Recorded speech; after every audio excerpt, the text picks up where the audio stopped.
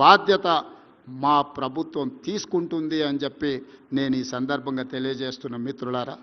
ఇదే కాదు, రెండవసారి ముఖ్యమంత్రిగా బాధ్యతలు చేపట్టిన తర్వాత రాజశేఖర రెడ్డి గారు నాకు తెలిసి గాంధీ భవన్కి వచ్చిండ్రు.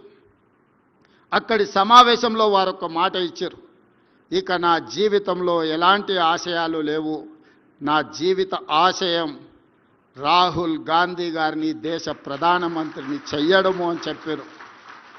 ఉండవల్లి అరుణ్ కుమార్ గారు కరెక్షన్ చేయాలి ఒకవేళ నేను చెప్పిన దాంట్లో ఏమైనా అటు ఇటుగా ఉంటే, ఎందుకంటే వారు మాట్లాడేదైనా మాట్లాడిన దాన్ని నిక్షిప్తం చేయడంలో ఉండవల్లి గారు రాజశేఖర రెడ్డి గారికి ఎప్పుడు అండగా ఉండేది.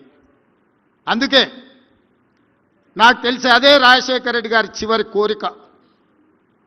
ఆ చివరి కోరిక నేను వైఎస్ షర్మిల గారు, డాక్టర్ కేవీ రామచంద్రరావు గారు, రఘువీరారెడ్డి గారు,